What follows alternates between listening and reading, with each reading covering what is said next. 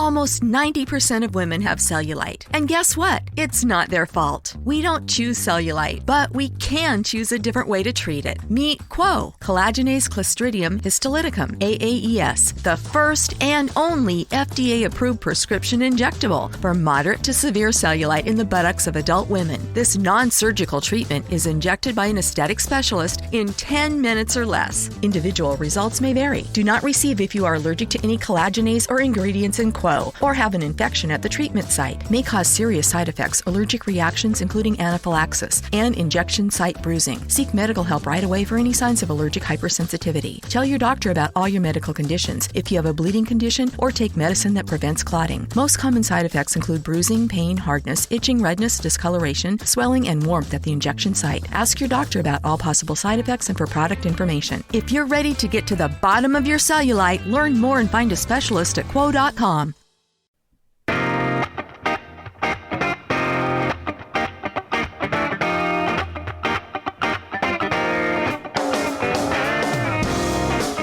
Hey, this is Blue State Rob. Hey. And you're listening to the Eric Zane Show podcast, a show hosted by a liberal Republican whose ancestry dates back to the small country of Armenia and fueled by bouts of anxiety and adult attention hyperactivity disorder, also known as ADHD. It's not the best, but still better than radio. Anyway, here's your host, Eric Zane. Thank you, Rob. Okay, daily show where I discuss news, nonsense, and my personal adventures each and every day of the week. Monday through Friday, right here. Okay. Yeah, man. What a day. It is 33 degrees. Ouch. Oh, boy. Here we go. Frost on the pumpkin. Here at the old Eric Zane Show podcast household. Let the high energy costs sink in. This is going to suck.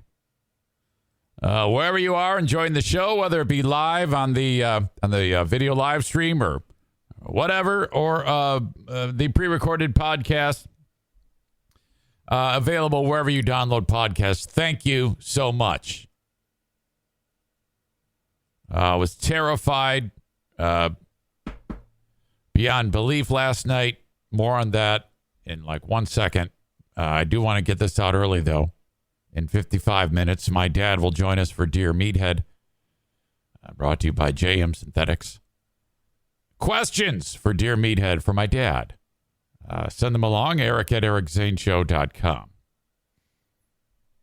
I see several of them have come in. Most are taking some type of aggressive shot at me for being fat and for getting my ass kicked in the race against Mike Ball. The good news is my foot doesn't hurt today. Oh, my God. Kyler reached out to me and goes, it sounds like gout. I'm like, what?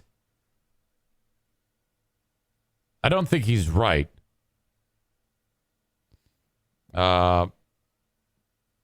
So yeah, that was kind of going on because it feels better right now.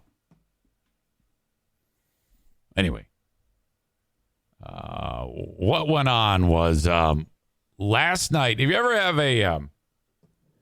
a dream where you wake up from it and you're like, oh my God, this is terrible. This is the worst thing ever. And then you're awake, and then you close your eyes, and then it pops again. It's like there again. You're actually having the dream again, and then it like continues, like chronologically. That happened, and then it must have been for like an hour, and then it seems, for me at least, that it goes away when you actually get up out of bed, take a leak, I don't know, do laps around the room, whatever. This one, I shot my brother, Paul. We were in the trailer at Fear Bunker North, and I shot him, and his head actually flew off of his body. Now think about that. These are the types of dreams that I have. Now, if this doesn't, to me, this means that I'm a sick fuck. I wake up actually feeling disgusted with myself. And the thing is, I have no beef with Paul whatsoever. I don't have any problem with anybody. In the dream, his head goes flying off, and it blows up in a billion pieces, and his body goes. It was the most realistic thing you'd ever see. It was like actually doing it, and then his body's laying there. Okay, so I'm like, okay, now in the dream, I then go, all right, I got to get rid of Paul's body, so because I don't want to get in trouble. So then I'm like walking through the woods about where I can bury it. You know, I'm like, okay, this is as good as burying something in the desert. Then I'm like, yeah, but it's your property. Of course, that's going to be the first place that they're going to look is your own property. So I'm like, oh, fuck. I go, well, all right, I got to do this. I can't risk driving out to the middle of the state land and burying it. I got to bury him here. And then so like I'm digging the hole. This is so fucking real to me. I'm digging the hole and I'm like, I got to go deeper because they've got contraptions that can tell I'm dead. And then I wake up scared to death that I'm going to get caught. I'm not scared to death or I'm not upset that I shot my own brother's head off. No, I'm worried about getting busted. What the hell? Why would you dream of killing your own brother? So that's kind of what went on the overnight last night. Just sickening. Now now if it were a dream, like if that was free beer in place of my brother, then I might be like, well, this is actually a dream that I don't want to wake up from.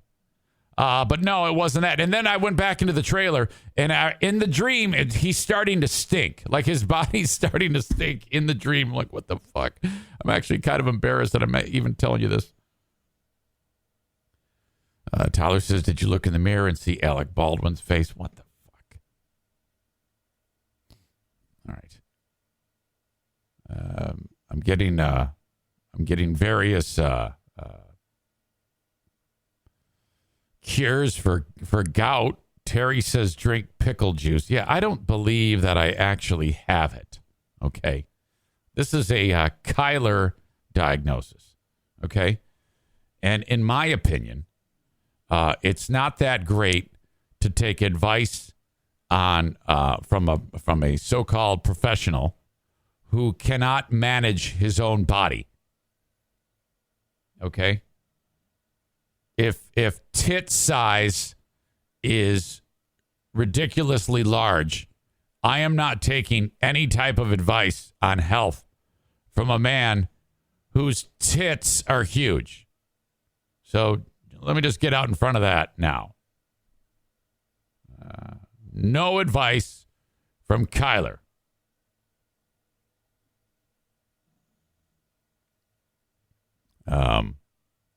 Tyler writes, call Tyler Doan and ask him how he treated his gout. No, I will not be calling Tyler Doan. All right. I love Kyler too. Sarah, but make no mistake, he will look me right in the face and call me a fat fuck, just like I'm going to look him in his face and call him a fat fuck. And that's the way it goes. Holy crap. All right, so welcome in. Live stream for now on Facebook, Twitter, and YouTube. Facebook brought to you by Irvine's Auto Repair, Grand Rapids Hybrid, and EV. Follow the page. Facebook.com/Eric Zane fan page. Twitter, brought to you by Blue Frost IT, at Eric Zane Show on Twitter. YouTube, brought to you by The Tank, Frank the Tank Fuss, My Policy Shop Insurance. Can't wait to tell you about my day with him yesterday. YouTube, follow the page, subscribe to the channel, bell notification, thumbs up on YouTube. All right. Yesterday, we got done with the free podcast, and we went right over to Twitch. Twitch.com/Eric Zane Live or Twitch.tv/Eric Zane Live. And we watched some videos. Well, one in particular was the Mr. 10 video from 1990. Now, if I remember correctly, back in the old radio days, we didn't have the capability to watch it, and narrate. If I remember correctly, we just kind of told the story and then posted it, and then people watched it. So this was a little bit different. Sitting here, hitting the play button, you're seeing my face wince as I walk out in my man pageant when I was 20 years old at Central Michigan University. And I could not take it. I am not going to lie to you. I could not laugh along with you. It was that bad. So much so that I said, well, I'm not doing this. I'm just not going to do it. It's that embarrassing. And I don't embarrass easily. Okay. And I said, it's not happening. And I stopped it. And then I looked at the comments and everybody was like, oh my God, you have got to let us see this. Most of us haven't seen this. You must show this. So I rolled it, but I left. I walked out. I let the dogs out. I got some coffee, came back, and it was done. It's there right now. In fact, in the show notes of this podcast, I will link up the Twitch video where everything that I just described happened, so you can watch it on your own. But while you're there, follow the page. When you go to twitch.com/Eric Zane Live, follow that damn page. Because as of Monday, that is where the live stream is going to be originating from. So what you see now on Facebook, Twitter, and YouTube, I'm still going to have those pages, Facebook, Twitter, and YouTube. But the live stream I'm doing all of it from there. Audio podcast will still be available the way it always has. But for the live stream, it's going to be on Twitch now. And it's a better platform. And it's a lot less risky. Because when I'm dependent upon Facebook and I tell somebody to fuck off and the AI catches it and then bans me, that makes it a problem. So, go there, watch the stupid video of me making an ass out of myself. What a fucking douchebag. Oh, my God. Horrible. And then follow the page.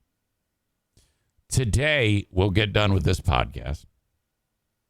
And then I'm going over there again. And I'm going to show you video of, first of all, Jasen Bracy, the blind 15-year-old kid football player. We talked about him yesterday on the show. I have more video of this kid. So basically, he does everything that we thought, or we were hoping. He gets the ball, hike, backs up to pass, and then he throws a pass, and then the kid catches it now. So he's completing passes. He's running for touchdowns. I will say this. He's kind of like a blind version of Brett Favre, except the kid doesn't take pictures of his dick, as far as I know, and sends them to hot chicks. He just kind of like backs up and chucks it. And then the kids kind of know where he's going to chuck it, what direction. Left, middle, right. That's how it works. And it's working. He's throwing the ball. Kids are catching it. Holy shit. It's the greatest thing in the world. My God. A blind kid's a starting quarterback. This needs to be like on the ESPYs or something like that. Talk about a true, that's the type of story that would be featured on that. Someone who, like the kid who completed the Ironman, who's got Down syndrome, that kid, or the kid, Jason McElwain. The high-functioning autistic kid who was draining three-pointers like you wouldn't believe. Jasen Bracy needs more love. 15 years old, great attitude, blind, and the video of him throwing a football in a game, starting quarterback. Awesome. I got to see video of this kid playing baseball. Yesterday on the show, we talked to our expert on all things blind, the multi-talented blind Tony. Was all about Jasen Bracy. And, man, I tell you what, Blind Tony couldn't do shit playing baseball. I had to live through that nightmare. Still not over it. But, all right, that's one of the things we'll talk about on the Twitch show today. What I'm basically doing right now on Twitch up until the official first show on Monday is just kind of getting you used to it. You go there, you follow the page, you watch what I do, you comment along, kind of like what we do here. It's just a different platform. I have some show and tell today, right now.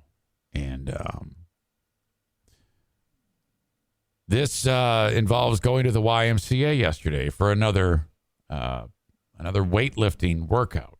I haven't taken a step in running since 1 week and 3 days ago, and I don't miss it. But I'm like, okay, I got to go to the gym and I gotta lift weights. Now, I've told you the story about Team Knuckle Dragger at the gym. That would be Andrew and Brian. Now, these guys get in there, and for quite some time now, years, they've been like pumping iron at the gym, and they're way ripped. I mean, just huge dudes. And then the joke is I get in there and I'm like, all right, guys, I'm ready to intimidate you with my massive lifting ability. And then I'll put the most ridiculous amount of weight possible on the barbell and then bench press. Now, this is classic because, again, the bar weighs 45 pounds. Most people, most dudes for sure, can put one 45-pound plate, those are the big ones, on either side and bench. That's 135 pounds. Okay, usually your first set, your warm-up set is with that.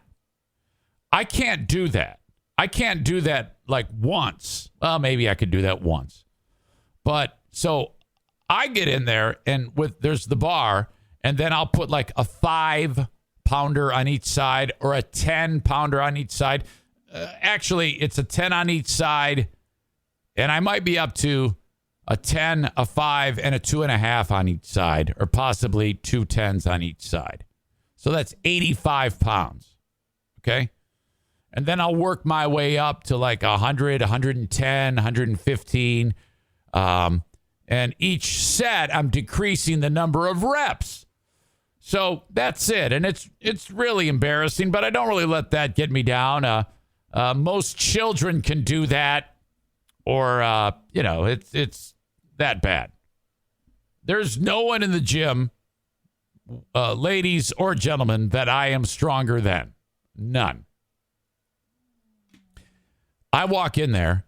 Team Knuckle Dragger is there, doing their massive. Remember, I told you they were like laying flat on a bench with like a 10-pound, 15-pound dumbbell in each hand and their arms extended while they're laying down. And then at the waist, they fold their body like a jackknife, legs up, and the weight in their arms and their torso goes up, folds up like a jackknife, okay, to work their abdomen. I'm like, this looks like the fucking CrossFit games in here. What the fuck are you guys doing, you assholes? So I walk in there yesterday, and I can see these two meatheads scurrying. And Andrew, who just recently signed up for Patreon, comes walking up, and he goes, oh, yeah, we've been following your exploits on the podcast, and being that we are Team Knuckle Dragger, we wanted to extend an invitation to you to be part of the group or some shit like that. And I'm like, what the fuck are you doing? And he then looks at Brian, the other half of Team Knuckle Dragger, who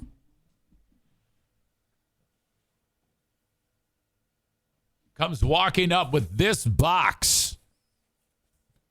And I'm like,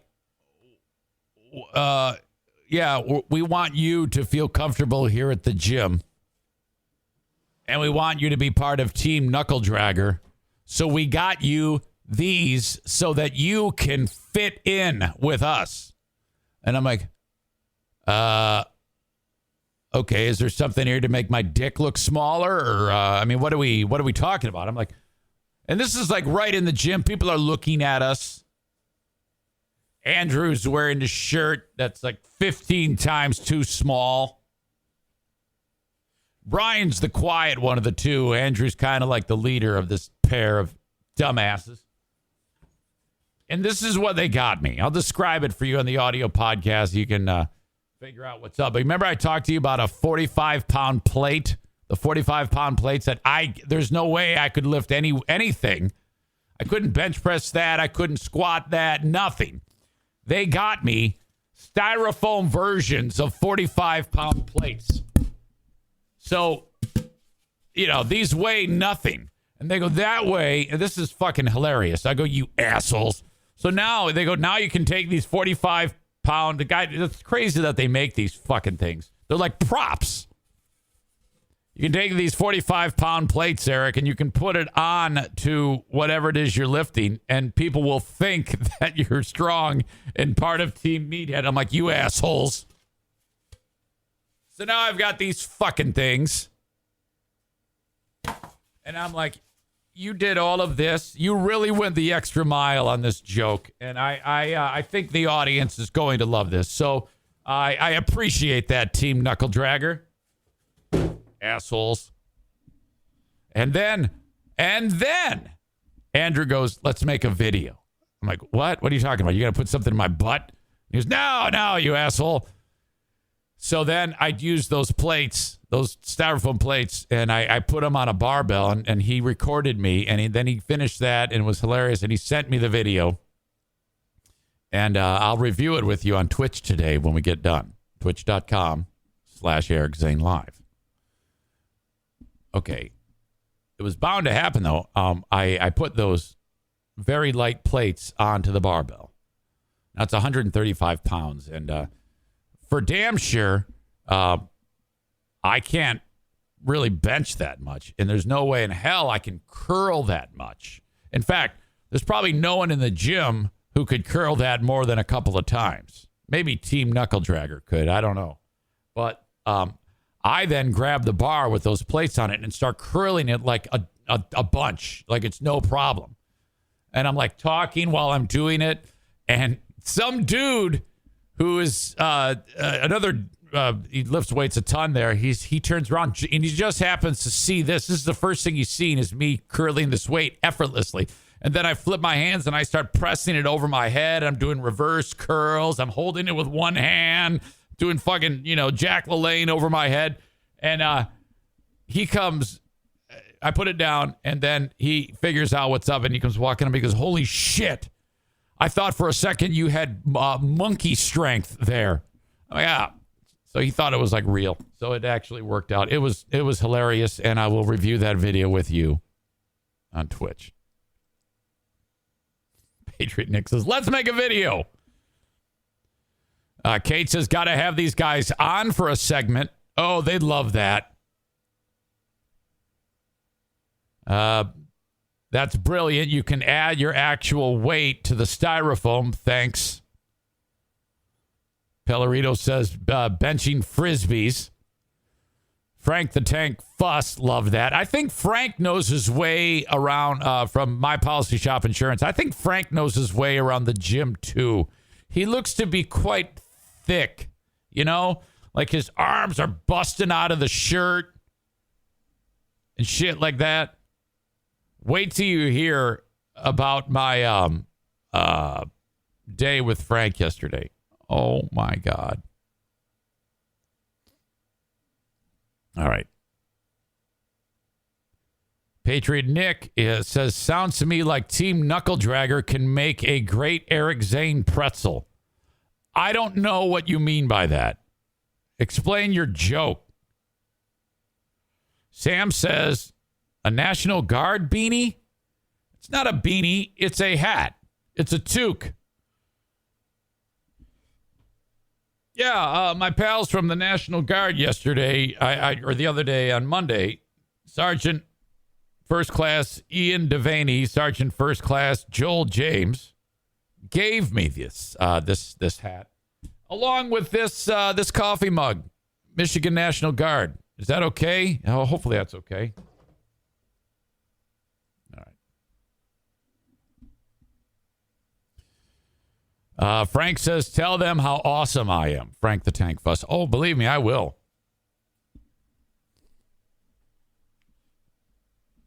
All right. I'm already annoyed with you guys. Not really. Frank says, my arms. I owe the credit to Tom Trainer. I don't know who that is, dude. Who the hell is Tom Trainer? Yeah, Frank, if he wears like a XXXXL, it still looks like he's wearing a small. The dude's so jacked. He's one of these guys who's, you can't really figure out how old he is.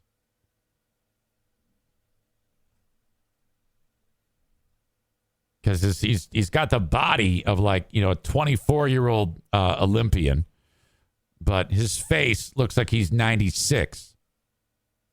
So it's kind of weird. Excuse me. All right. Meanwhile, I'll be on Patreon today with the bonus podcast. When this one finishes, there's more podcasting to do. In fact, today's a real busy day because I've got the Twitch stream. I got to throw that up. And then I've got Smarter Than a Former Drug Dealer trivia. So I got to stay on time today. Dale will take on Adam the Odd in Houghton Lake.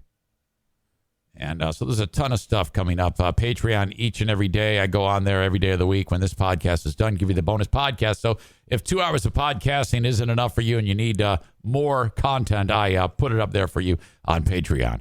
Along with the Lost Zane recording, Smarter Than a Former Drug Dealer trivia, the Insane Asylum, and the Ben and Eric Patreon podcast. Excuse me. And the open and the live stream of this show today, brought to you by Affordable Limousine. They are hiring. If you have a CDLB with passenger endorsement, you need to reach out to Affordable Limousine. Go to buscareers.com. That's buscareers.com and check them out. Fill out that form. And they will contact you, okay? So CDLB with passenger endorsement, you could be working a schedule that is much better than what you're working right now. If you're tired of driving around, with a bunch of snotty-ass school kids in the back, earning $18 an hour, and you're like, God, there's got to be more to life than this. Well, yeah, there is. Take that same type of experience and now, I don't know, earn about double that and work on your schedule. If you're like, shit, I only wanted a part-time job. This is taking up all my time. I hate it.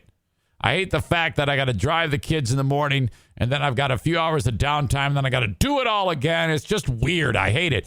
It'd be much better. This is working smarter. Okay. This is what this is.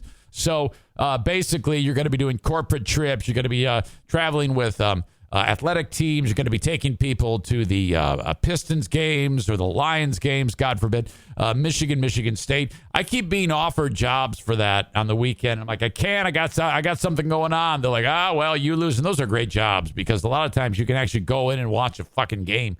But if not, you basically drive your passengers to the arena or whatever. They get out and you sit there and watch Netflix and wait for them. They get back in all drunk. And then you drive them back, and then they throw piles of money at you. Okay? Schedule is great. The work is great. You get to dress fancy. You make a ton of cash. All buscareers.com. Buscareers.com.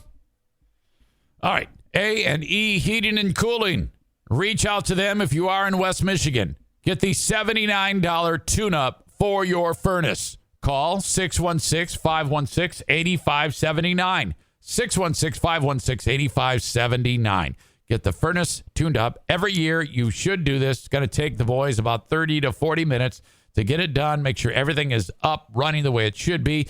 They will also be able to tell whether or not your furnace is like, hey, man, I think you should start thinking in the next year or so about getting a new furnace. This one will make it this year.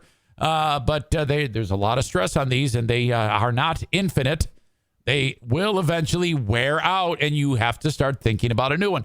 They will install an amazing, brand new Comfort Maker brand of furnace if you need it.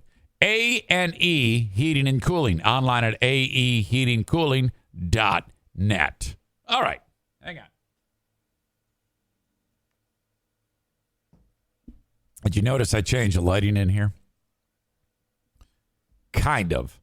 There's still a little bit of a glare. You see, as it gets light outside, my dude Shadowway picture gets more and more glary. See, you can see my hand in the background like that. Look at that's weird. That's tough. I almost want to completely cover that window so that you can see dude Shadowway. All right.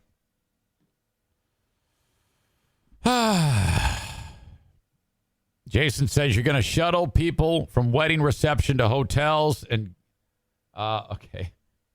All right, I see. All right. This was my day yesterday. I have talked to you many times about my pal Frank Fuss. All right, now this is a real world experience of how this goes. This isn't even part of an advertisement. It's just fucking fantastic.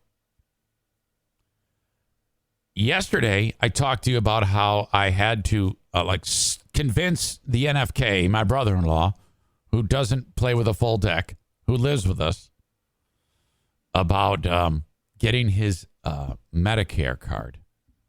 Actually, get the physical card, take a picture of it, and send it to Frank Fuss.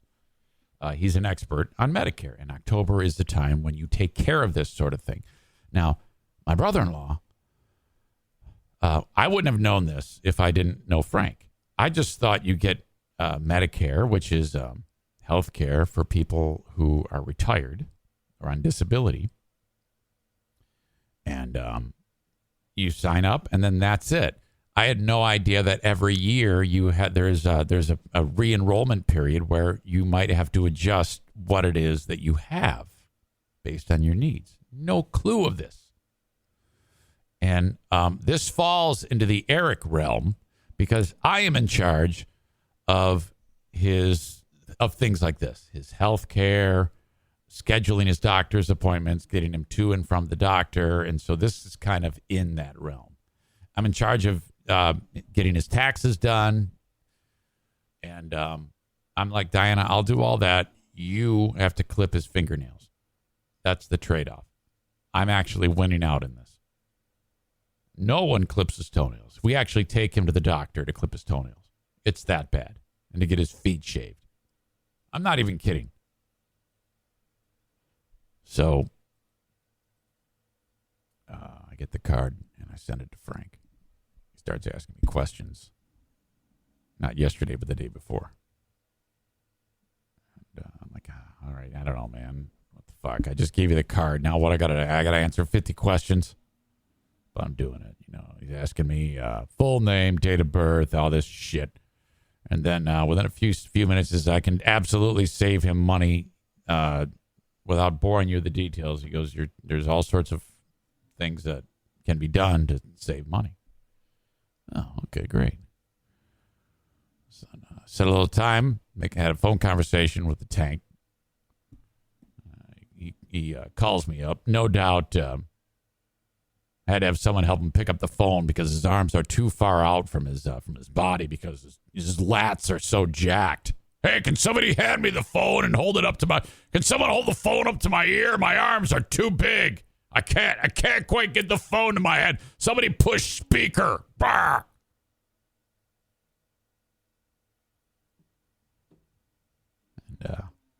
he goes, yeah, he's paying $68.50 a month for a prescription drug plan or some shit like that. I go, yeah, so what? He goes, I don't understand that. Again, I don't understand the voodoo of how he does it. He goes, that should be no cost. So that's, $800+ right there a year. And the medicine that he gets for his epilepsy, he can get that for $8 a month or $0 if it's delivered to him. And I'm like, well, this is so fucked up to me that in healthcare, you can get more and pay less. So if I drive and pick up the medicine, it's $8 a month. But if they bag it, put it in a car, and drive it to my house and deliver it, it's $0? Okay. Sounds like a plan. Then I said to him, I go, well, okay, this is great because he pays $200 for a 3-month supply of this epilepsy medicine. He goes, oh, shit. Well, I mean, now we're looking at it's over $1,600 a year in his pocket. Yes. And I go, okay, great. Sounds good. Sign us up. And then we're just getting ready to hang up. I go, oh, one more thing you might want to know about. Yeah, he's getting his neck opened up like a fish, and they're gonna do a laminectomy on his spine. There's silence. What? What do you mean what? Yeah, he's got Medicare, so it's covered. He goes, you know what the fuck you're talking about. I go, what do you mean? He goes, yeah, your policy, the policy for your brother right now is shit. Okay? He's going to be on the hook for 10 to 20% of the cost of this procedure, you stupid idiot. I go, what? They go, yeah, this is a $50,000 to $70,000 surgery, hospital stay, anesthesia, all that shit. And he's going to be paying 10 to 20% of that based on what I see right now. This is a horrible plan. You're so lucky you told me. I go, oh my God. Holy fuck, what do I do? He goes, move the surgery. I go, move the surgery? What are you talking about? He goes, yeah, it's scheduled for the middle of December, dumbass. Just move it ahead. Move it to the January, anytime January. Because we're getting a new policy, and he's going to pay a few $100s as opposed to tens of thousands of dollars. Oh, my God, you're a legend. He goes, I know, and I got big arms, too, so shut up. So I'm like, okay, hang on. So I call the doctor, Dr. Gouge. I go, Doc, we got to reschedule this. He goes, why? I go, well, and so I explained to him. I go, is that possible? He goes, yeah, no problem. Actually, I'm talking to his scheduler. They go, oh, yeah, it's wide open in January. I go, all right, don't confirm yet. I got to break this to the NFK. I call the tank back. I go, all right, dude, I think this is going down. He goes, you are so lucky you brought this up. You are so lucky you thought to mention this. You're so lucky I am here. You're so lucky you have me, you idiot. He didn't call me an idiot. Frank's not going to browbeat you. He probably should have with me, but not you. So then I go home and I go, all right, now I got to tell Kevin. Now, telling him anything can be quite dramatic. I've talked to you about him. He just, it's just, you got to frame shit right. All the way down to the look on your face. If I sit down with him and go, hey, Kevin, I gotta talk to you about this, and I have a look on my face like I'm serious, he's gonna be like all worked up right away. He's gonna be super defensive. So instead, I change that. I go, hey, buddy, I got some great news. He's like, what? What is it? Remember, I told you he doesn't play with a full deck. And I go, mute the TV. And he's like, so it's hitting the buttons. They're all going off. He finally gets it right, shuts it down. And I go, and I give him all of the scoop that I just told you. And I go, dude, so this is huge. First of all, more money in your pocket every year. You just got a $1,600+ $50+ raise, and you didn't have to do anything. Nothing. You go, well, shit, fuck, son of a bitch, that's fucking great, motherfucking shit, yeah. Okay, cool. And I go, and we're saving you tens of thousands of dollars for the surgery, because the hospital, they would have operated on you and fixed your neck, and then the doctor would have taken his whole fist and put it up your asshole. That's what he would have done to you. And he'd have been pulling money out of your asshole. Now you're going to pay hundreds of dollars as opposed to tens of thousands of dollars. I go, you would have been on the hook for quite possibly $15,000+. Thanks to this guy, Frank. Goes, well, tell that motherfucker I said shit, fuck. That's his way of saying thank you and I love you, Frank. So, holy shit. Frank even said to me, he goes, if you cannot move the surgery, I am going to sell you for a few $100s a supplemental life policy that will save the day for this. Okay?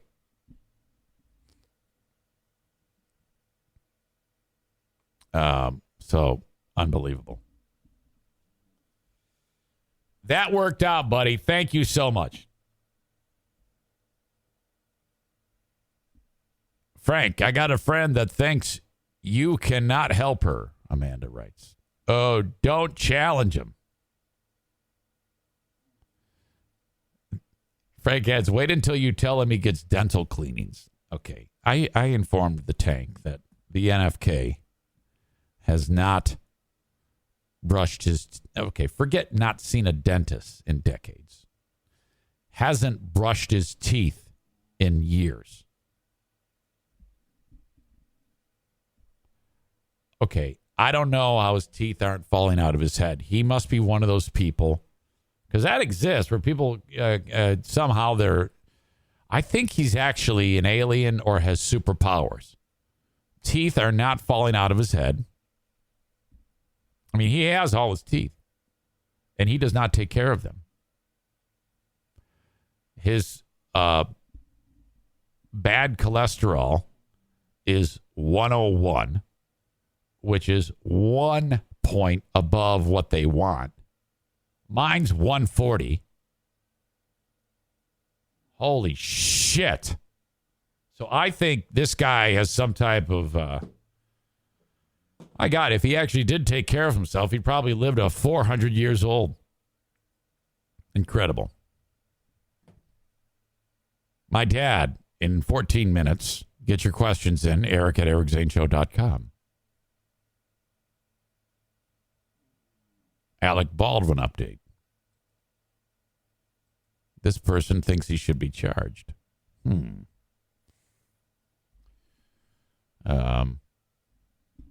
Firearms expert says buck stops with Alec Baldwin in tragic film set shooting. Experts have weighed in on the Alec Baldwin shooting, saying the death of the cinematographer on set was avoidable and Baldwin is not blameless. Uh-oh. This is just one dude's opinion.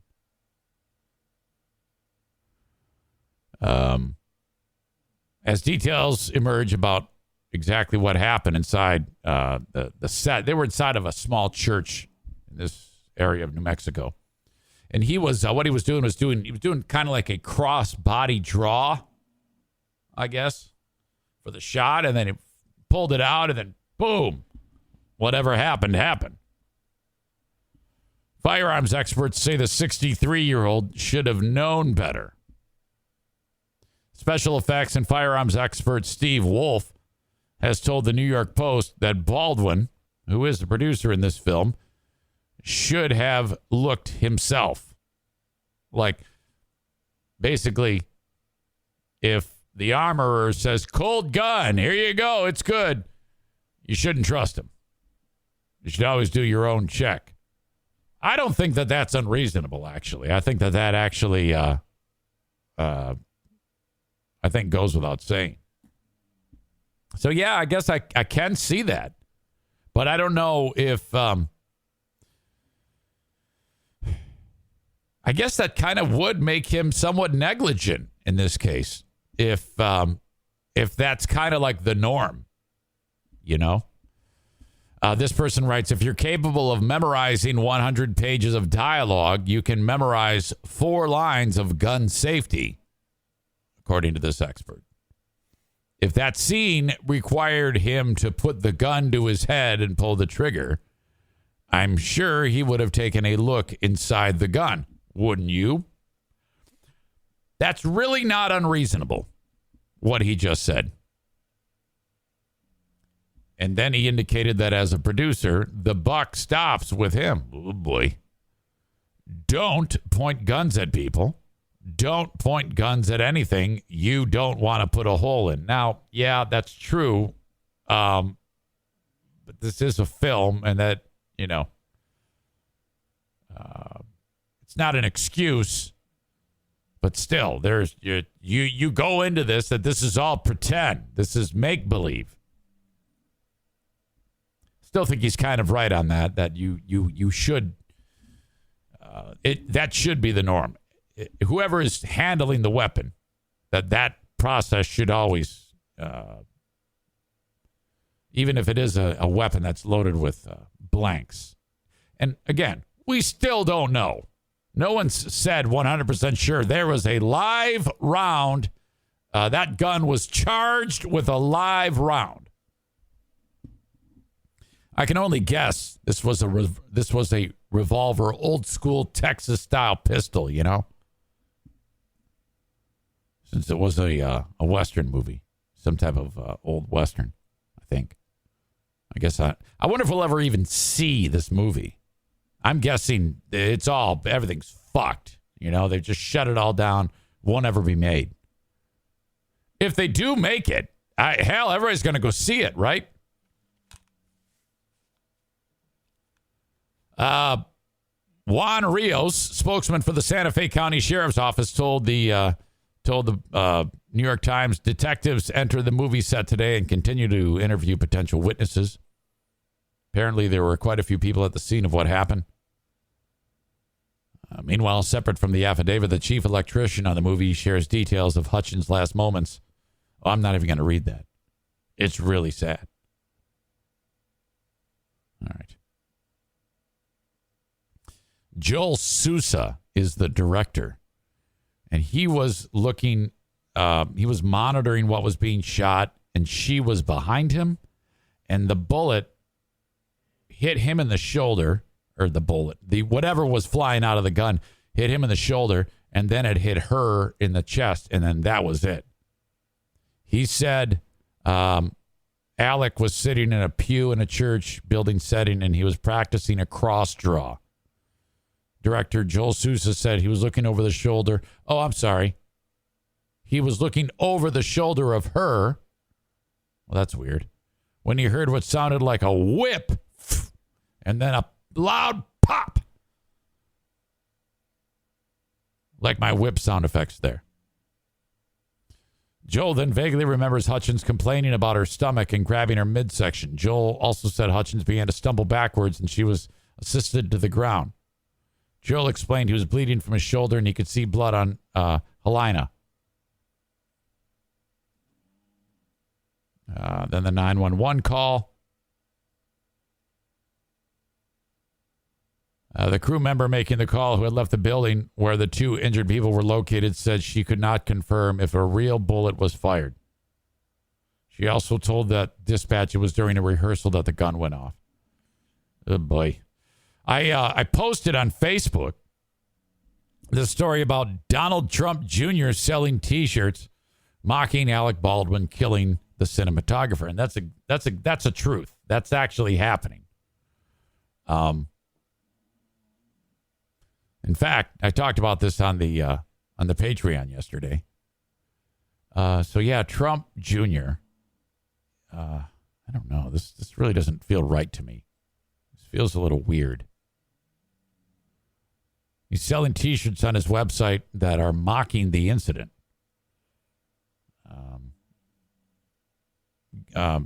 Guns don't kill people. Alec Baldwin kills people. That's what the T-shirt says. People can buy it for $27.99 days after this incident happened.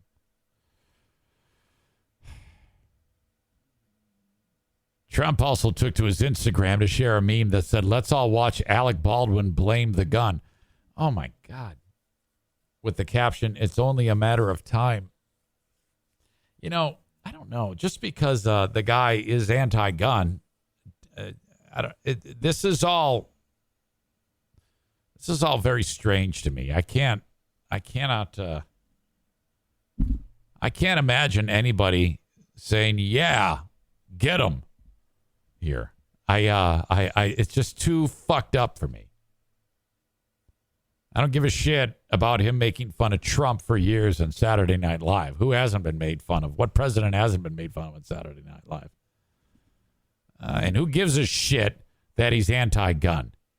Does that mean that every anti-gun person deserves to die or deserves to have this type of fate upon them? I don't know. It's too much for me, you know. I don't know. Maybe you're like, who gives a shit? He killed somebody. Let's get him. That's just really, really fucked up. So I posted that on Facebook. I just wanted to see how people would respond, and I didn't even slant it in any way, shape, or form. This is what he's doing. Let's go to the comment board. I expected it to be, because most people either just didn't comment. That's what I notice on these things. People who support Trump, support guns, hate Baldwin, most of them just don't comment. Okay? Which tells me, I think that's okay. You know, just not saying anything. A few, though, did. John writes, "Poor Alec Baldwin. Screw him." He says Baldwin is a hypocrite. And I don't understand what he means by him being a hypocrite. Is the suggestion that he's a hypocrite because in real life he's anti-gun, but as an actor he's used a gun in a film? Because that doesn't make sense. John Courtney continues. "It's very sad what happened. In truth, though, the gun didn't kill her. Alec Baldwin did." You ever just get so frustrated with somebody because they're so unbelievably dumb? They can't see a point no matter what. Now they're just so off the beaten path that they're just too far gone. You can't ever rein them back in with some common sense, you know? Trump makes a valid point. If the shoe was on the other foot, the media would be so exploiting it, all the while taking in advertising dollars with every milking second. Too soon? Too misspelled. Maybe. Poor taste? Depends. First rule when handed any gun when you are told it's not loaded, make sure yourself. Well, you're kind of blending a lot of shit together. I mean, I agree with that. You should make sure, but I don't think it's a good idea to mock the guy who just killed someone. Too soon? Yes. Poor taste? Yes. That's what you need to say. He says depends. Like there's a time that there would be good taste for this type of idiocy. Rob writes, "I'll take 2 t-shirts." Fuck. Holy shit.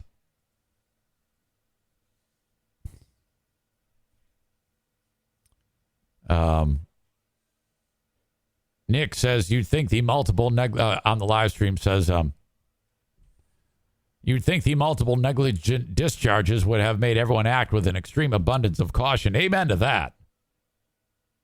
That's why I think this is going to be a huge lawsuit.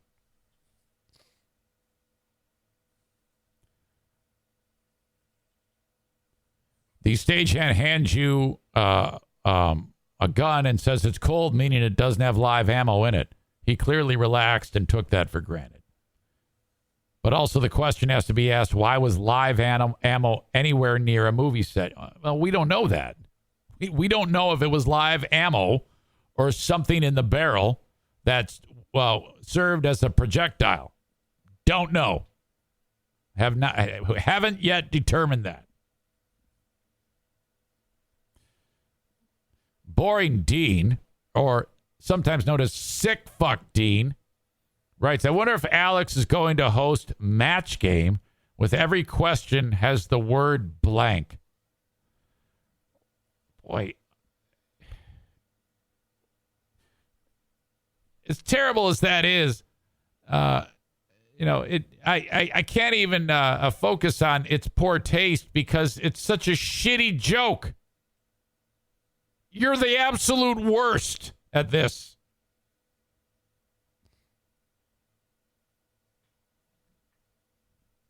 All right.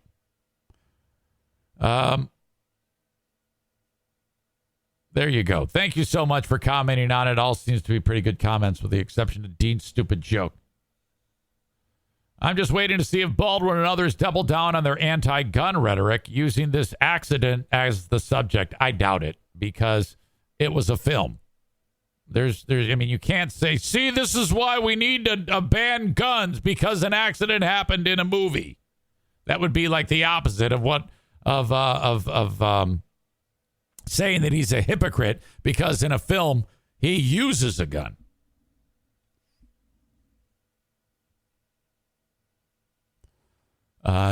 Dirk writes, it could have been a squib round like what killed Brandon Lee, but the article said Baldwin was practicing his draw. He'd have to be squeezing off rounds with the primer and bullet loaded. That's loud. All right. Well, it's a frickin' shit show to be sure. And we shall see. Get my dad in here in just a second. Irvine's Auto Repair, Grand Rapids Hybrid, and EV. They sponsor the Twitter live stream. That just happened. Thank you so much for that. 616-532-6600 or online at irvines.com. ERVINES. Check them out online if you need more information. Servicing domestic, Asian, European models of cars. About the only thing that they don't work on are Volkswagens. Keeping your car on the road, keeping it safe, brakes, wheel alignment, tire rotation, oil change, transmission fluid, coolant. Do they say cooling fluid? Radiator fluid? Coolant? I don't know. Anyway, you're going to go there. They're going to say, you need this flushed out too. What are you talking about? Yeah, your transmission fluid looks like shit. What do you mean? Well, look, here, I'm taking a picture and I'm sending it to you. It'll be in your little, it's all done electronically. This is what normal coolant is supposed to look like. Transmission fluid, I should say. This is what yours look like. Shit brown. It's awful. Change it. This is how you keep your car on the road longer and keep you from having to buy another car because of a breakdown. You know, there's going to come a point when your car is so old and shitty, it's not going to be worth it to get it fixed. Keep that from happening by getting the car fixed at Irvine's Auto Repair, Grand Rapids Hybrid, and EV. If you're in the West Michigan area, they are in Grand Rapids along 44th Street, 3 blocks east of 131. Street is called Stafford. Can't miss it. When you're driving down 44th Street and you see Stafford, look down the street, you'll see them right there. Then you know where they are. You should be saving for the future, but savings accounts suck, and investing can be scary. We combine the ease of savings with the real returns of investing. We call it Save Vesting, and it's only available in our new app, Stairs. Stairs offers 4 to 6% returns, no fees, and you can withdraw anytime. Do your future a favor. Visit stairsapp.com today. The Mario Flores Lakeshore team of Van Dyke Mortgage says that they're going to get you into a loan. Okay? Like, Zane, I can't get in a loan, man. I got a divorce and the credit is shitty. I had to pay a whole bunch of money for lawyer fees on my credit card, and this is terrible. Don't try to do Mario's job for him. Let him do his thing. Give him a call, 231-332-6505. Now, if you have a great credit score, this is easy. Piece of cake. If your credit's in the dumper, a little bit more challenging, but he's up for that. 231-332-6505, NMLS number 3035. You can still get a mortgage if your credit is spectacular, below 3% fixed. That's awesome. And that's going to save you a ton of money. I recommend going with a 15-year fixed if you can. That'll get you down to quite possibly like a 2.65% if your credit is good. And then you're paying that home off that much faster, saving thousands of dollars. The Mario Flores Lakeshore team of Van Dyke Mortgage, please mention that you heard about him from me. Giving mortgages and taking care of mortgage needs from anywhere in the U.S., for anyone in the U.S., I should say. I'm struggling. With the exception of South Carolina, Maine, Hawaii, and Alaska. So it doesn't matter where you are. We got a paintball event coming up with TC Paintball. That is November 21, Paintball War 16, the Pilgrim Slaughter. I think I've said that wrong every time. Different every time. But anyway, that's what I'm calling it right now. If you want to play paintball with me and the rest of the Zaniacs, reach out. Eric at ericzaneshow.com. I'm getting a head count. The entire event, 3-hour event, is going to cost you just $35. Just come as you are. Wear some crappy clothes. Paint, gun, mask included in your cost. You get the pizza party from BC Pizza beforehand. All good. Thank you. TC Paintball. Online at tcpaintballgr.com. And again, I need you to reach out to me. So if you're a regular, I don't even think I've heard from any of you. I might have heard from one. I can't remember who. Kevin Kuipers, Tyler, I'm talking to you. Throat/Dale, Maze, Tarantula Farmer. What do you call it? Gabe, the Honduran, and your pack of Mexicans. Adam the Odd. This is the Sunday before Thanksgiving. Dear Meathead. Brought to you by JM Synthetics, online at jmsynthetics.com. Let's bring in the man, the myth, the legend, my father. Good morning. Dad, how are you? I'm doing well, and how about yourself and your family? Doing great, Dad. It always makes me smile when I hear your voice. Thank you. God bless you. You crack me up, buddy. Well, so this is great. I'm going to see you for a little bit at least coming up this weekend. Yeah. Yeah. Hey, what day you coming anyway?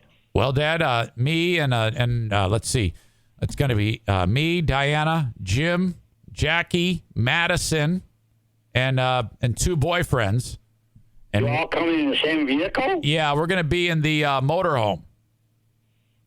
Going where? We're going to drive to Detroit in the motorhome, and then Friday we're going to my nephew's wedding. Yeah. And Saturday. The wedding is Friday. Friday. Correct. And then after the wedding, the motorhome is going to drive into your driveway. We're going to go to bed, wake up, and see you on Saturday. Okay. You're spending a day with us here? Actually, or something? I would love to, but Jim, my son, has to get back. So I don't know how late we can stay, but we're still going to be able to see you and maybe have some pancakes or something. Hey, no pressure. You do what you have to do, honey. Don't worry about it. Right on. And then, of course, we're looking ahead to Thanksgiving. The same fees that we always charge, for parking. What did Joanne say? Oh, wait a minute. What? Is Jimmy and Sandy coming here? Is Jim and Sandy coming here? I don't think so. Oh, they're going right to the wedding. Yeah, I think so. Okay. Yeah, that's their plan. A little bit of a different plan.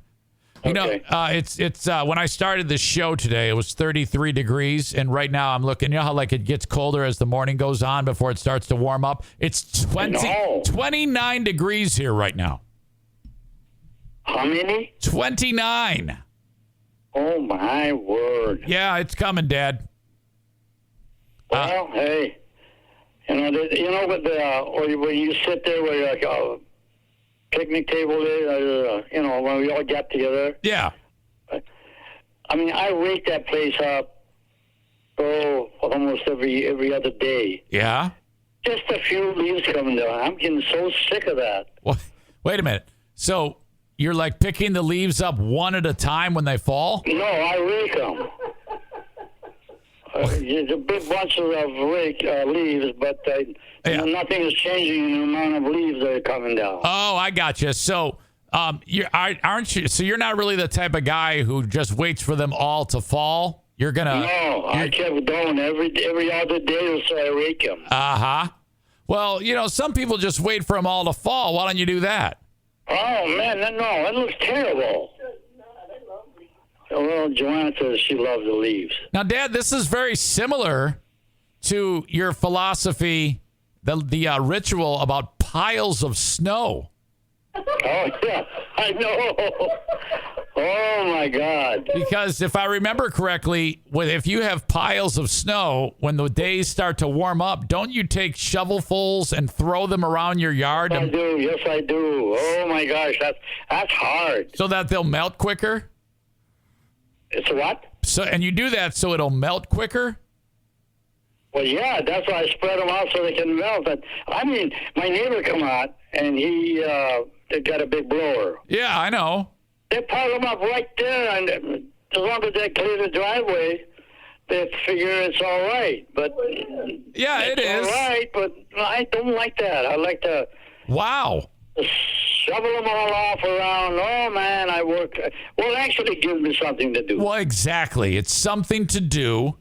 And then your yard. And so basically, if you do that on the first warm day, everybody else has 3 feet of snow in their yard, and yours looks like the tropics with palm trees. That's funny. I know. I got some some weird things about me. So no, it's good. It's good. All right. I just like neatness. That's all. No, I get it. I'm not. I certainly understand. Yeah. Well, you can ridicule them, but nothing changes. That's what I'm going to do. Okay, Dad. Are you ready for some questions on Dear Meathead? I should. And by the way, I was going to make a comment. You got the most beautiful audience in the world. Oh, they just love everybody. They're absolutely fantastic. They're just great people. Great. I mean, there's a whole group of them that I especially love them. Oh, the people that come and actually visit you when you visit me. Yeah. Yeah, it's great. And I'm sure they all would love to do that. But, Oh, they're beautiful people. And then we still are enjoying the beauty of this TV that we've got. Oh, yeah. How about that? I tell you what, Dad. Oh, my God. You got to be so blessed with you guys. You got to be careful, because if you say anything that you're worried, like let's say if you said, oh, man, my car is acting up, they're going to deliver a car. No, I'm well taken care of in that department. Oh, yeah. These people, they mean business. Oh, yes. Okay. Yes, they are. And they're just wonderful people. Let's put it this way. I just love the people. I love the city that you live in. And I definitely love you. Well, thank you, Dad. I love you, too. And Joanne. Oh. Yes. All right, listen up. Michael writes this. Excuse me. Dear Meathead, I recently won a bet against my good friend. When I see him, I want to taunt him. This is Michael Ball writing this. I want to taunt him and rub it in his face. Can you give me some tips for winning graciously? What was the problem that he wants to rub it on his face? Well, I think what happened to him was he was in a race, like a foot race, a half marathon, and he won by a lot. Like the guy that he beat was kind of a loser. And so then he won the race, and now he's like rubbing it in the guy's face. He's like, aha, I beat you. You're a fat ass, stuff like that. Well, if they're personal friends, they can kid each other. That's okay. But if they're not, and they're both serious about the winning, and they're going to rub it in, it might set a little, hard feeling. Yeah, you got to be careful. Yeah, the question I have is, then what does he gain by doing that? I think he's just he might be the type of guy who, Satisfaction? Yeah, he kind of like has to bring people down in order to make himself feel better. I think he's one of those guys, you know? But here's the deal. It makes him feel good and makes somebody else feel bad. Now, which one would you select, you know? I think he'd probably like to feel good and make the other guy feel bad. That's what I think he'd like. Unless he really wants to get rid of the friendship. Yeah, I'm pretty sure he's just giving the guy a hard time. Well, how about just say something to him personally? Hey, you know, buddy, and I got your beat tonight. How did you like that? Something like that. Okay, so you're and let wait a it minute. go, and that's it. Hey, laugh about it. Hey, do you mind I beat you up? Hey. Okay. Okay, so I'm writing this down. Walk up to him and say, "Hey, I beat you. How'd you like that?" Well, now you were being strong about it. It's smart. Hey, buddy, do you remember that race we went? I beat you. What do you think of that? Oh, so you got to say it with a tone of voice Keep it with the two of you. like, "Hey, I beat you. What do you think of that?" And tell him I'll work hard enough. Again, we'll do that. I'm going to beat you again. Okay. Just make it fun out of it. Dad, I got a question here from Adam. He writes, "Dear Meathead, who played a better cowboy, John Wayne or Clint Eastwood?" Oh, boy. I cannot really substantiate the difference of them. I think they both did a great job. No, I cannot select. No, you're no vote. You got to think about that one. Well, because I cared for both of them. Uh-huh. And each one of them played a different role in that, whatever they did. I don't remember all Yeah, I mean, They both are just great actors. I think they were from a different era. The John Eastwood is great, really. The John Wayne cowboy is different than the style of the Clint Eastwood cowboy. That is correct. Absolutely correct. Clint Eastwood cowboy, like in the film The Unforgiven, is one of my favorite. Sure. He's more modern. Yeah. My favorite performances. More modern. That's correct. You know, he still acts. Still great. Did you know that Clint Eastwood still acts? Yeah. I can't believe it, man. What is he, 90 years old? He's on the gurney? He is in his 90s. He makes you look like a spring chicken. He is 91 years old. A lot of people should do that. He's at 91 years old right now, and he just made a film this year called Cry Macho. Yeah. And it was horrible. It was he's crying all right. Oh, it was a stinker. It was so bad. But, hey, these guys are history for me. Yeah. So he gets to be the star. Yeah, exactly. He gets to be the star. He looks horrible. Okay. Very good. Where am I going here? Okay, next question. Dear Meathead, with the colder weather here, can you give me some tips to make my house more energy efficient and comfortable? Because fuel costs are going to be high this year. Yes, it is. Electric heater. According to Joanne, you ought to get an electric heater. Electric heater, you say? Isn't the cost of electricity going to be part of that? Yeah. I don't. But there is no way out of it. Well, of course. Then you're going to pay for electricity then. Yeah. What about the old plastic on the windows, Dad? Yeah. No, I don't care for that. No, No, I secure the windows to be as sufficient as it can be. But I hate to cover up the plastic windows, put plastic on the windows and all that. How come? Why? Doesn't that keep the room warmer? Yeah. Yes, it does. It kind of limits that. But I hate that, all that gizmos hanging on by your window. And Oh, you don't see it. she says, well, you don't see it. But if you put that thing around there, like if I put that in the front of my this one window that we sit there and watch television, You would not see it. Then I can't see what's out there, really. You can't even see right through it. No. Yeah, it's I not don't a like that. it's not a blue tarp. I know. Still, it messes up my view. It helps. It All does right. help. It does help the heat. Okay, I wrote down. I hate all those gizmos hanging by the window. Yes. All right. I'm at the crack of those windows, I can see the cars going by. Oh, well. I like to see that. With that plastic up.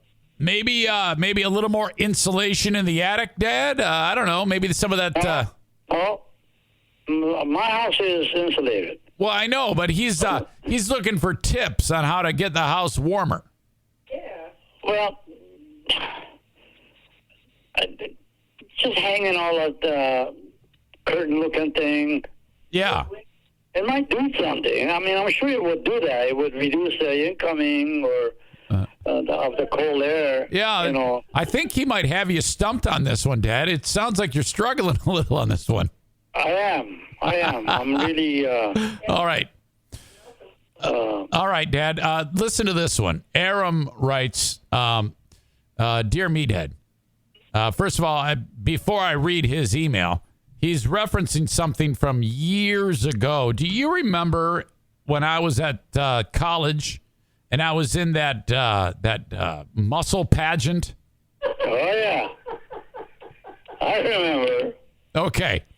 He said, Eric recently shared the video from that man pageant. What was your impression of his performance when you first saw it? I couldn't believe you did that. Oh, I can't believe it now.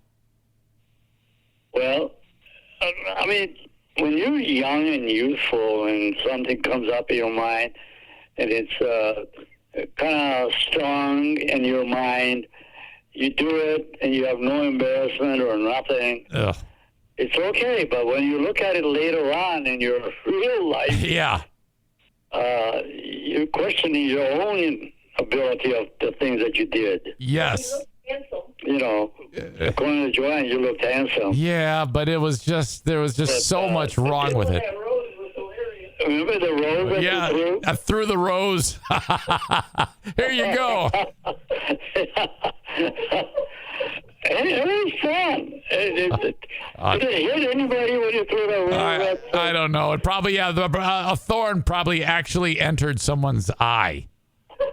Eric, you have caused a lot of laughter in my life. Well, for the things that you did. maybe, but my intention was not to get laughs. I thought that. I know. You're trying to be a winner of something, whatever it was. So bad. But it was exciting to watch you do that because you had no embarrassment or nothing. That was. I thought you should have gone out there with your underwear. Oh. So bad. Man. Oh, really? All right. Well, the audience sure gets a kick out of that. I actually shared. I got my hands on that video and I shared it with them, and now Oh, my God. they once again it makes the rounds every few years, and they have once again been reminded about how ridiculous it is, and everybody's having a good laugh. Well, hey, that was the thing to do in your mind, so and you did it. Well. As long as you do things that does not bother or cost or hurt anybody, it's cool. Yeah, I guess. As long as they had a good time. But, man, I felt like a jerk. All right. Well, hey, it gave me a lot of chuckles. Yes, it sure did. I could hear you screaming in the background. You have people, if they listen carefully when they watch that video, they can actually hear you. So you're going, hey, come on, guys. So that was what? How many years ago? That was 90, so 2000, 2010. So that was 31 years ago. Oh, my God. So that would make you 56. Wow. 56-year-old dad, which is just a handful of years older than what I am now. Remarkable. Hey, by the way, I got to show you a picture when I come see you. I've got a picture that I actually found I was telling the audience about this. When I was a baby, you and mom, well, pretty much mom, had a baby book, okay?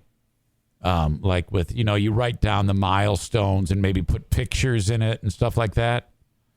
And I found that book, and in that book, it's a picture. There's a picture of my mother holding me next to my brother Michael, and it says August 21, 1970, Eric's first trip to Grayling. Yeah. Oh my God. Yeah, my 34-year-old mother is at by where the fire pit is, sitting there. I'm like, oh my God, this is incredible. That's the first time I've. How did you come up with that picture? My mother, not that long before she not long before she got sick, she gave me that book, and so I've got that book. So that's that picture. It's incredible. Wow. Yeah. So I'll show that. I'll show you that picture. It's just pretty cool to see that we're on the property, that long. What year did you buy the property again? When it had all the trees on it and you had to clear the land? I can't remember. Well, I mean, if that's 1970, it had to be sometime in the 1960s, I'm guessing. The only memory that I have of that property when we bought it was we had a camper trailer. Yeah. It was a little thing. Yeah, we all slept in it. Yeah, it was like I remember you describing it as a pop-up camper. It was a pop-up camper. There was nothing else. We went there. There was no trailer. You didn't have a trailer there. Right. And we were cutting trees and cleaning up and trying to make it livable. And there was, as you entered your property, the driveway, I mean, there was nothing. Right. There was like 1, 2, 3 trees in a row all the way down to where your trailer is. Right, Dad. I'm trying to pinpoint this. I'm going to ask Mike about when he started to go up there, because Mike was 12 years old in this picture. So maybe he can shed some light on it. And then I start cutting those trees down. Right. I cut every one of those trees to make it a whole road, which took me God knows how long. Yeah, that's a lot of work. Holy crap. I can't even imagine that area being just full of trees that you had to bring down. Holy crap. I mean, it was 3 trees. As you drive into that property, and it's down that hill. Yeah. How many? 3 rows of trees going all the way up to where the trailer is. How many people and dogs did you kill cutting down those trees? No, and listen, we hired this one guy, Jim Gowdy. Yeah. He and we're at the your property ends and then go into the woods. Correct. He trenched a deep trench. And we put all those woods that I cut in there, we burn it. We burned it for days to get rid of all those logs. I remember that. I remember you. Well, I don't remember it. I remember you telling me about that. We really paid a piper to work in that joint. Wow. Well, you're enjoying it now. I'm writing this down because I like to write down your meathead-isms.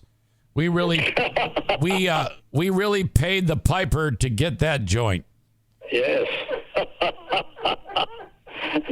And then that one area that you and I just cut it, which didn't need to be cut, all we got to do is pull it out. You remember when I was there last time with you? Yeah. Easy work. It was all rotted out. You couldn't budge that thing. It was a big tree there. Dad, I cut it down, and the log. Tail end was stuck in the ground. I didn't have the equipment to go down any further. The stump rotted, and then you and I just dug it up. That's exactly right. It was a team effort, Dad. Yeah, rotted wood. All right, Dad, I got one more question for you. All right, lay it on me. Dear Meathead, Joe writes, I hope you are doing well. I have a dear friend who used to do great athletic events, but he is now eating himself into obesity and diabetes after a devastating loss in a foot race. He has anger issues, so I don't want to get beat up. What can I tell my friend so he starts making healthier choices and we stay friends? Thank you. I love you, Joanne and Ruben. Well, that really is a very heavy-duty issue for a person. A willpower is a strong tool to possess, to discipline yourself, to do or not to do something, you know. Yeah. He is, number one, he's got to get rid of the weight. And that's not an easy task. He's got to be strong enough person to do that. But you know what? The reward is so great. It'll take you 2 to 3 years to get rid of it. And, you know, I've never been an overweight person, so I can't really... Well, you were maybe at one point. I was overweight somewhat. Yeah, no big deal. You got to respect your own body. Excuse me. You got to reduce or almost limit the intake of your food to get rid of that weight. Weight and diabetes go together, and it's killing you. Believe you me, if you can add 10 to 15 more years to your life by quitting it, please do that. And it's nothing that I can give you an advice except advice to give you a willpower. Give yourself the willpower to be mad enough or a woman enough to quit taking down all the food that you can. Get yourself away from a table when you're having your lunch and dinners. Believe you me, it increases your life. All you're doing is killing yourself slowly and slowly, faster and faster. All right. I'm looking back. That was a lot, Dad. Yes. Let's see. I'm saying that from my heart. Because I know when you are in that position, I guess you don't care. You just keep shoveling the food in your mouth. You wrote, it's a heavy-duty issue for a person. Yes. And then you wrote, willpower is a strong tool to possess. Yes. Then so he has to create that to possess it. Yep. You got to respect your own body, you said. And then you said weight and diabetes go together. Yeah. As well as advice to give you a willpower. Be a man enough to quit taking down all the food you can. That's right. That sounds good. From the table as far as you can. You got to be a man enough to quit taking down all the food you can. That's right. That one's my favorite. You know? Well, hey, I think I give him good advice. I think you did too. Are you kidding me? You always give good advice. There's no medicine for that. You are the medicine. That's right. All right, Dad. You have crushed it again, and I can't say enough how much everybody loves you and Joanne. And I want you to have a great rest of your day, and I'll see you in a couple days. All right, and I love it, Giovanni, and I really appreciate the opportunity to talk to the people that you have, because they are wonderful people.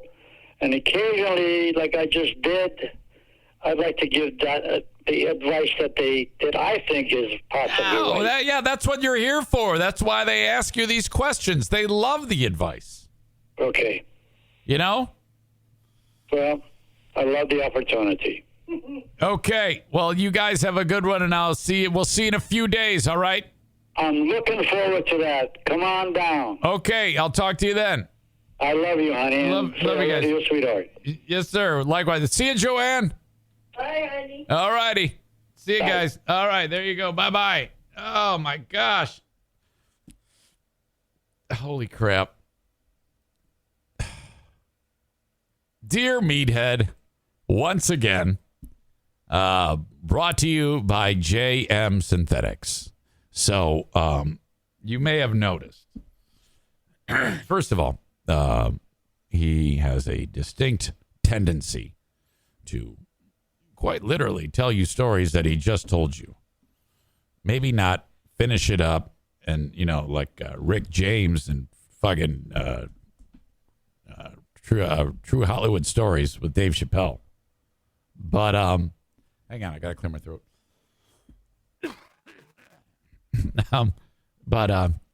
Like he, on a weekly basis, he tells us a story about Jim Gowdy brought his bulldozer up north, brought down the trees. They dug a trench, threw the wood in there, lit it on fire. That does happen. And you just kind of like, oh, yeah, I remember that story. Of course. That's how you roll with that. Aram says, Eric laughs, but if he were a man enough to stop taking in all the food he can, he might be better at running. Aram, you seem, when we have you on the live streams and the Zoom, such a sweet soul. But, you behind a keyboard, you're a fucking keyboard warrior. What the fuck? Sam says, it seems like Jesus really took the a-hole out of your old man. Well, yeah, he was, I don't know what the deal was when he was, or how it came out of him or how it got in him, but, oh, fuck. You're absolutely right. There was some real dickish moments in this man's life. I think probably the worst was when he, made fun of my friend Matthew Smith, who I'll never forget, and I've told this story before. We were playing in the backyard, and so I'm probably second grade. So I don't know, 7, 8, 7. Let's just say I was 7 years old. So that's how many years ago? So that means. Wait a minute. How many years? 50, 49, 48, 76, 44 years ago. So what's 87 minus 44? I can't talk and do math at the same time. That would make him 43, right? He was in the yard working on something. And Matt and I were like playing with army men in the dirt. Maybe I've got my bionic man and he's got Evel Knievel. Sam says 36. He was 36. He could have been 36. 87. Hold on a second. 51 minus 7 is 44. So 87 minus 44. 43. Shut up, dick. That's it. You're getting 300 seconds for that, you asshole. I'm trying to tell a fucking story. We're sitting there playing Army Men. I got Bionic Man. He's got Evel Knievel. Sky Cycle. And Matt stutters bad. He still does to this day. And I'm going, he's actually doing the stammer. And I'm just waiting patiently. I've got enough sense to just sit there. And here I'm fucking 7 years old. And he's stuttering. And then my dad stops what he's doing, puts down his tools, goes walking up to him, gets 1 inch from his face, and goes, like fucking Adam Sandler. Today, Junior. He actually did that. Hurry up. Finish it. Spit it out. And, man, that traumatized both of us. What the fuck, man? The fuck just happened? I cannot, that was a different time, man. If Matt went home and told his dad about that, Mr. Smith would have, he was a Korean War veteran. He'd have showed up and beat the fuck out of my dad. What a horribly callous and a harmful thing to do to any human being, let alone a 7-year-old kid. Holy shit. So, and then the years of drinking, alcohol abuse. Holy shit. He was mean as fuck to Joanne, and finally she said, enough. I have had it with you. Enough. Stop drinking or else. And it finally got through to his head. All right. God bless Bennett Flooring Installation, 616-318-0167. World-class flooring installation right here in the community that I live in, West Michigan. If you live up in Grayling, don't call. They're not going up to Grayling to put your fucking floor in. If you live around West Michigan, call. They're going to measure the room. Yeah, it's going to cost you this amount of money to put this flooring in. You've already saved a ton of money because you ripped the old stuff out and you bought your own on your own. You went and purchased your flooring from Kent, dropped the E out of you, and you're good to go. So let's get the flooring installed. Hardwood, laminate, vinyl plank, tile. If you were going to put tile in, whatever it is, carpeting. You're going to put carpeting. They'd put it all in. Bennett Flooring Installation.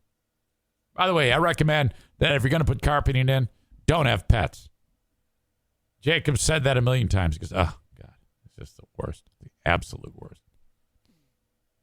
It's true. There should be no carpeting in a home that has even one pet. None.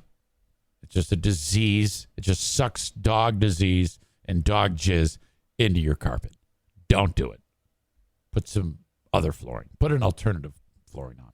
Put anything down. Put a vinyl plank with a throw rug on top of it. Doesn't matter. Just no carpeting. No wall-to-wall carpeting. Hang on. You ever know anybody who put carpeting in a bathroom? Oh. Ooh.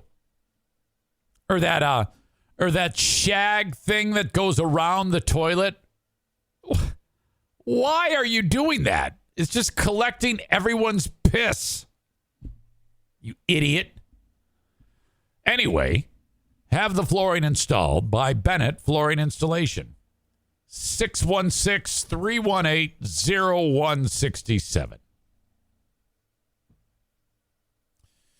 I spoke at length earlier in the show. It was part of the content. It wasn't an ad, but it was part of the content for My Policy Shop Insurance. Buyinsurancehere.com. Okay.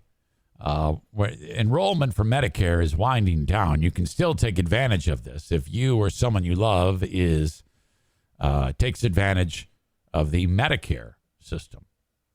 And how it worked for me, as you heard, was, I just said, all right, here's the NFK's information. Can you take a look at this with your expertise and tell me if there's any way I can get more and pay less? And that's exactly what happened. What a day it was yesterday for Frank the Tank Fuss. I've sung the praises about Frank based on my own experience with what he did for me with buying Obamacare. That's not my responsibility anymore. He does that for me, and I don't have to pay him for the service. There's so many great reasons why you need to just have this guy do a checkup on whatever type of insurance you have. All right. And one of the biggest reasons is because it's free. Okay. He gets paid by insurance companies. He doesn't get paid by you. So do it. Check him out. 616-914-4070. Call or text. Say, hey, Zane sent me. Help me. What do I do? That's all you got to say. He'll take care of the rest. If you want, he's set up a website for you, buyinsurancehere.com. If you want to just go and fill out that form, do it that way too. It's however you want. And then get ready, because the guy's a damn dynamo. I love him so much. He's really, if it works out in your favor, you're going to save a lot of money and get more, and you're going to get more and pay less. Okay? In some cases, like I had a bronze level Obamacare policy, and it was garbage. In that case, I upgraded to a silver, but I didn't pay that much more, okay, for the silver plan. But my deductible on the bronze, I'm not kidding you, total out of pocket for a family plan was like $16,000. That's incredible. That's horrible. It's the worst. I think now it's $850 a year total out of pocket. And I'm paying not that much more than what I paid for the bronze. So that was a good move. It worked out great. All right. Anyway, reach out to Frank. Buyinsurancehere.com or text or call 616-914-4070. FullHouseComedy.com. Shows going on this week. Go to the website, FullHouseComedy.com. Click here where it says upcoming events, and then click on any one of the dates shown and get tickets for these shows. Rodney Norman tomorrow at the Park Theater in Holland, Michigan. And then Friday, Rockford Lanes, Rodney Norman. Saturday, Back Alley Comedy Club in Muskegon. Get tickets for a comedy show. Take your better half. Take your friends. Bring a group. Get some tickets. Have a drink. Laugh. Whatever it is you do. Go out to eat beforehand. Have a great time. FullHouseComedy.com. That's where you go. Okay. I put in the text that accompanies the live stream Spanx, Tesla, Meathead, and the Mr. 10 video. Now, I've covered Meathead. I've covered the Mr. 10 video. Why in the world and why in the world would it say Spanx and what are Spanx? It's crazy because not that long ago on the show, I think I actually mentioned that, and it was Sarah Rookruck-Roosh who said, yeah, those are called Spanx. And I guess I didn't really know what Spanx were. Now, it isn't often that I sit down and say, hey, I'm going to do my podcast today, and some of my content is going to be about a lady and her underwear company. But this is fucking awesome. Okay. Lady's name is Sarah Blakely. For 21 years, she's been the big swinging dick at a company called Spanx. Okay. She's got about 100 employees that help her make the product, market the product, get the product out to consumers. She's so fucking rich that she just gave all of her employees 2 first-class Delta plane tickets to anywhere in the world, and each person got $10,000 to spend on the vacation because they just signed a deal with a management investment group called Blackstone, and that has put the company, and it's a $1.2 with a B billion dollar deal. $1.2 billion deal. This is not a privately traded. This is not a publicly traded company or anything like that yet.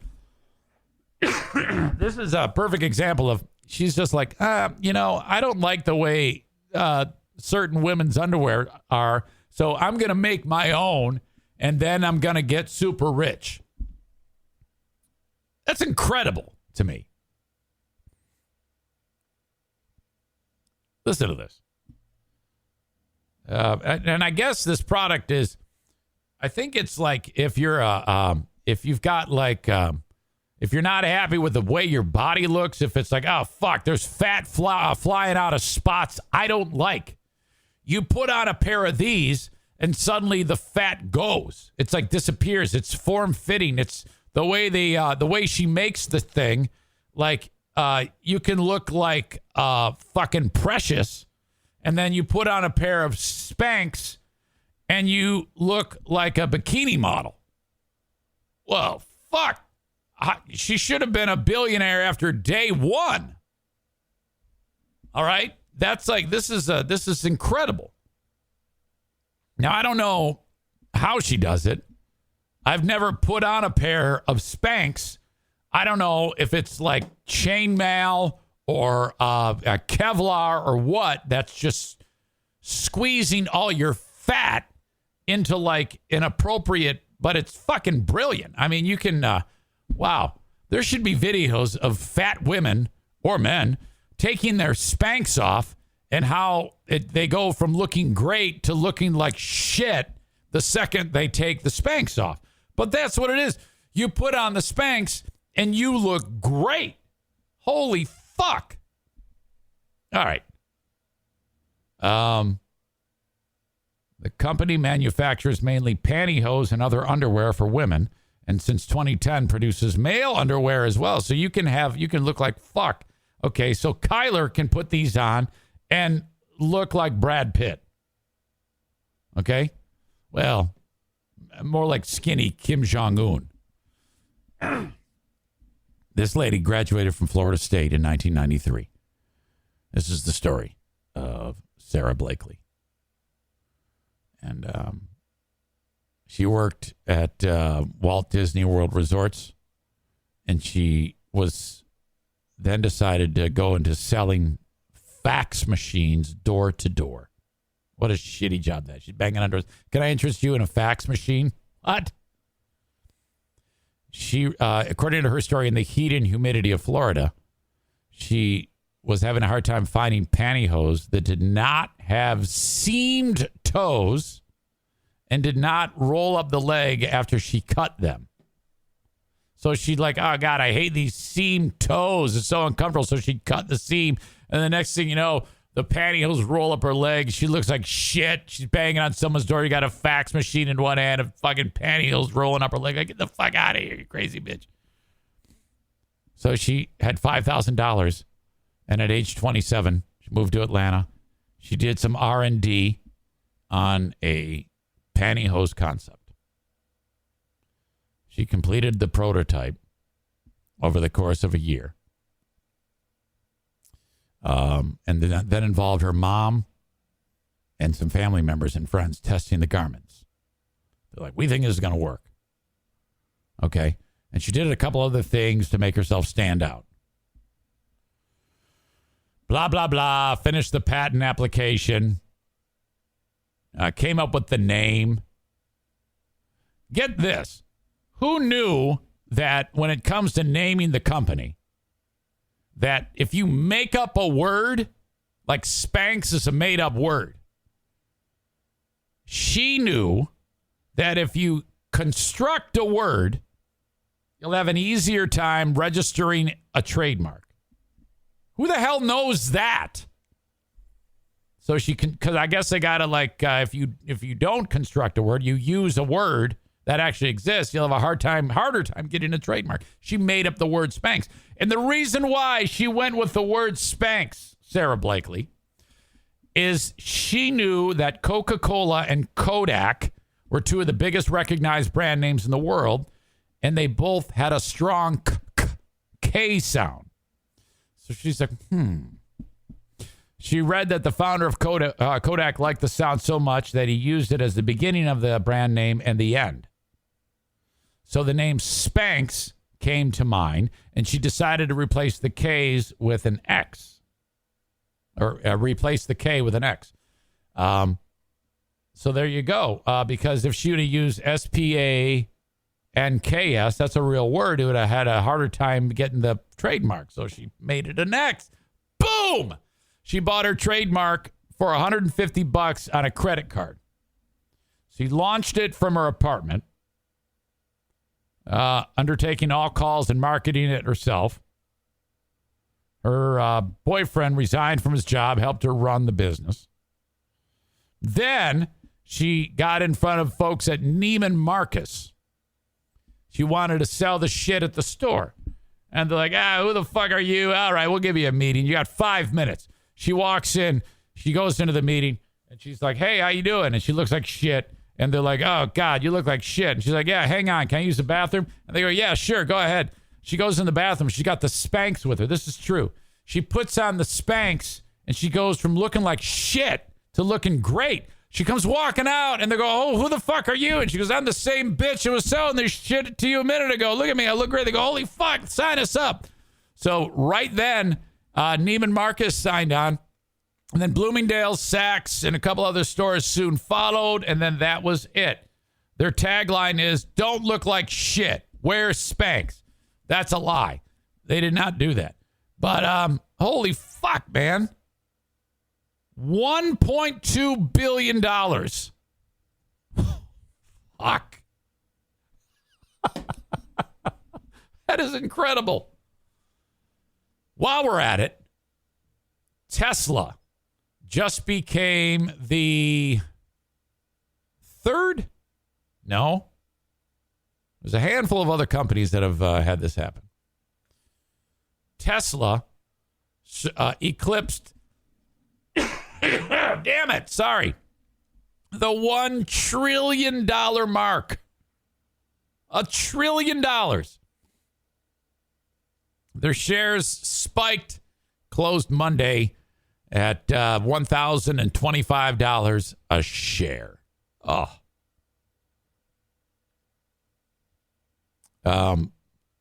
Now worth just over $1 trillion. That is incredible. The only other companies to do that, Apple, $2.5 trillion. So again, I always like doing this game. You got 1 million, and then you've got $100 million. So a million times 100. And then 100 million times 10 is 1 billion. That's an astronomical number. Now, 1 billion. Tesla's not worth 2 billion. It's not even worth 10 billion. It's 10 times, it's worth more, 10 times more than 100 billion with a B dollars. What the fuck? Raise your hand if you know anyone with a Tesla. I don't know anyone with a Tesla. Holy shit. Hertz car rental company just ordered 100,000 Teslas for its fleet. Tesla is the second fastest company to hit $1 trillion, reaching it in just more than 12 years after its initial IPO. God, you know, money, this is what money does. It makes your brain warped, because if you've ever heard Elon Musk talk, he is 1,000,000% crazy. He couldn't have been this crazy when he didn't have any money. When you're super wealthy, you become a absolute serial killer, in my opinion. $1 trillion. God, that's so fucked up. Let's see. Apple, 2.5 billion. Microsoft, 2.3 trillion. Wait, I said Apple, 2.5 billion. I meant trillion. Microsoft, 2.3 trillion. Other members of the $1 trillion club. Google parent Alphabet, 1.8 trillion. And Amazon, 1.7 trillion. Only Facebook got to the $1 trillion club faster than Tesla.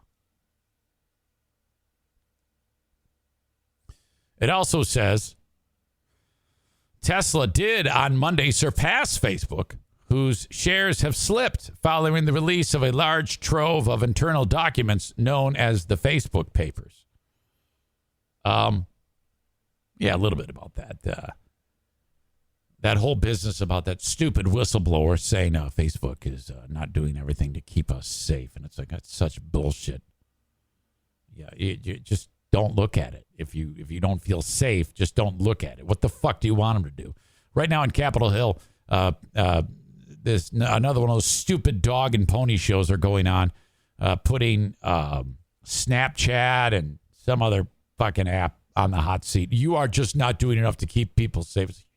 Idiot. If you're worried about your kids getting bullied on an app, take the phone away. Whatever happened to parenting, you idiots? My God. I love the fact that Facebook is worth that much money. You know, it drives me crazy when people say, yeah, I got a problem with big tech. I got a problem with you, asshole. I love big tech. If I don't have big tech, I don't have a show. Fuck off. Big tech rules. That's right. Big tech rules. Put that on a shirt. All right. Enough. I am done podcasting for the day. I take that back. I'm done doing the free podcast for the day. The free podcast is now done. Going to conclude, though, with the asshole of the day. And I need your help. Who is going to be the asshole of the day? One more thing.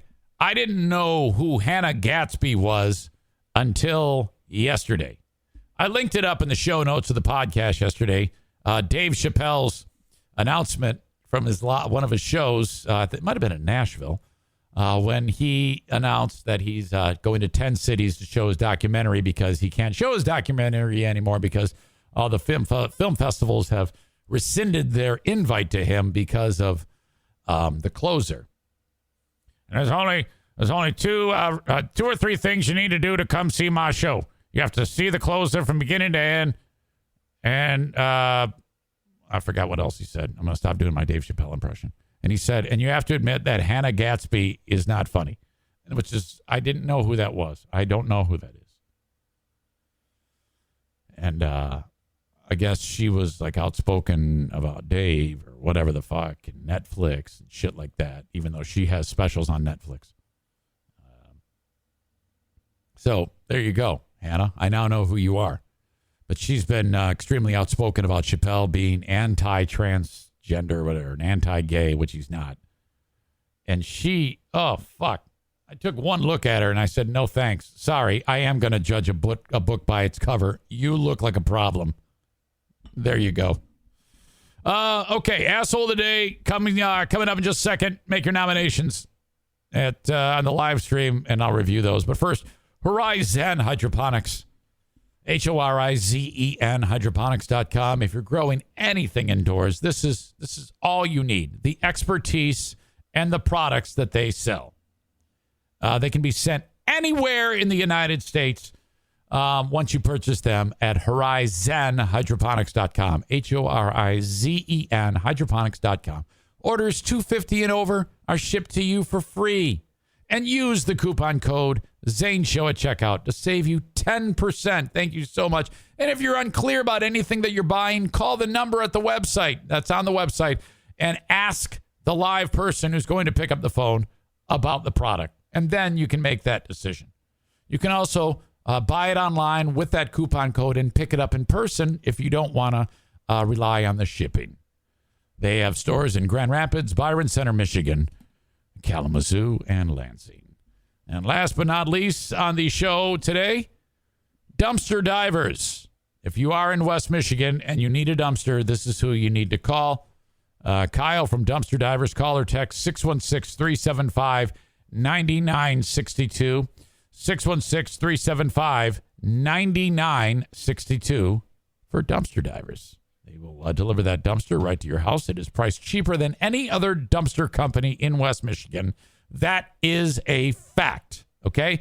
Get it to you when you want it and pick it up when you want it. And you're going to get 21 square yards of glorious getting rid of the clutter dumpster space. It's a great feeling. Just throw that shit right in there. Come get it. Get it out of my house. They also help you with demo work. If you, let's say you're a contractor and you got to, we got to rip all the drywall out of this room. You guys are doing it. Have them do it. Call or text for an estimate and also junk removal. 616-375-9962 for dumpster divers. Griffin's in action tonight. I see, Dino writes, hey, yeah, the game tonight. Are we going to see your stupid ass there? It's been a long time since. Yeah, I missed you at the opener. Eric's got that big tech energy. Put that in your pipe and smoke it. My kid might hate me if I set rules. Elon made $38 billion on Monday. The Eric Zane Show podcast, $5 trillion. Mm-hmm. In a related story, Elon is now flying to the sun. Regarding lady who made Spanx, shouldn't she have to pay Jimmy Dean or whoever has the patent on sausage casing? Oh. Asshole of the day, Tio says, running. No argument from me. All right. I dreamt about shooting my brother Paul in the head with a shotgun. That's disgusting. Twitch fun from yesterday. Update on Jasen Bracy, the 15-year-old blind quarterback. Team Knuckle Dragger from the gym gave me a gift. Drama with the NFK. Good news regarding his Medicare. And an Alec Baldwin update.